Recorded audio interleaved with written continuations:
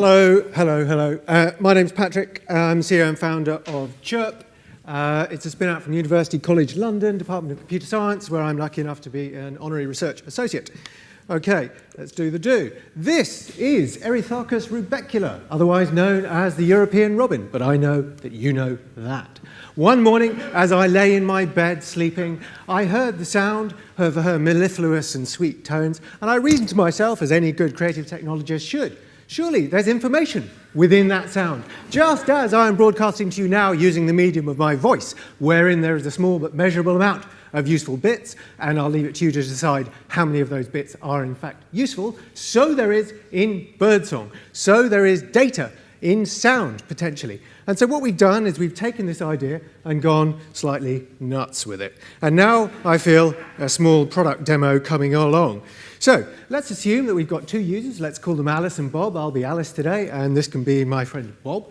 And let's further assume that Alice wants to share a picture of some kind with Bob. So what we do here is, if you can see that, simply press the big yellow button.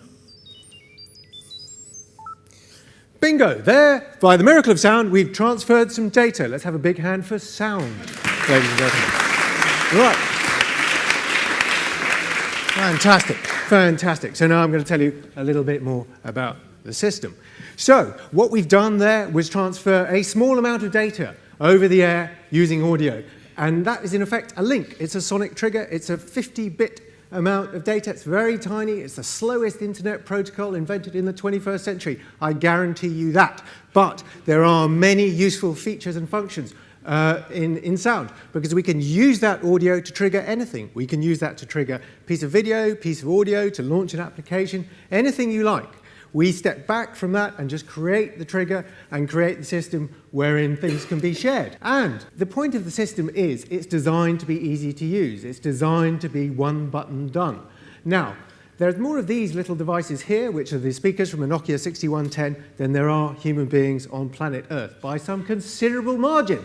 And that's what we mean when we say that sound is a highly portable medium. We're all carrying loudspeakers with us all of the time. There's loudspeakers on televisions, on radios, in point of sale and retail. Sound is everywhere, and that's useful to us. Look, here's a chirp, trying to cut through the noise of the real world, trying to cut through a filthy sonic cocktail of, I think, Hindu metal and street sound that we mixed up in our very own poor man's anechoic chamber back at the lab. And Chirp is designed to work in real spaces, in real places where real people are, in pubs, bars, restaurants, and so on, because the world is noisy.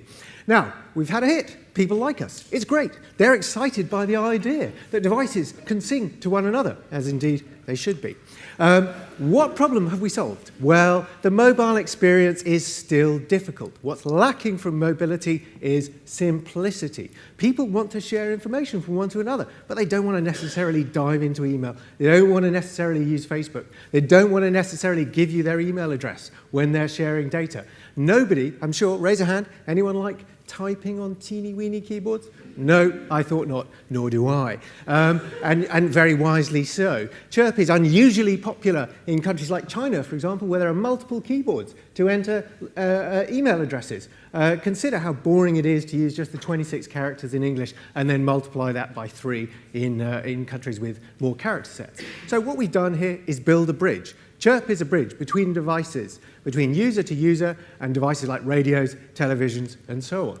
So, at the moment, the application is fairly primitive, but still a lot of fun, and I commend it to your attention, and please download it immediately for iOS, Android coming soon. But what we're going to be doing, of course, is sharing useful stuff, stuff that monetizes, stuff that has a value in and of itself.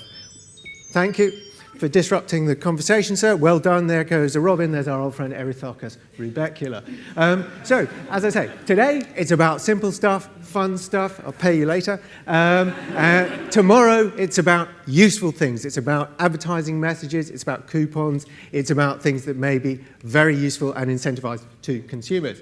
And the future, of course, is to make this even simpler. Because, of course, why not put a chirp in a doorbell? Why not put a chirp at point of sale such that people can receive coupons? These are great fun, but these are expensive. And what we're interested in is moving this down and down the sort of technical food chain such that Chirp is a hugely accessible medium. Because what we're doing here really is creating a rival to much vaunted technologies like NFC, to sort of broken user experiences like Bluetooth. Really, what excites me, really, the big vision behind this is pretty simple, and it's this. We think it's possible to create a whole new set of sonic languages for devices to talk to one another, for people to be able to access their devices, and then to make that system open and accessible to all numbers of hackers, to marketeers, and to anyone who has some information worth sharing. Thank you very much.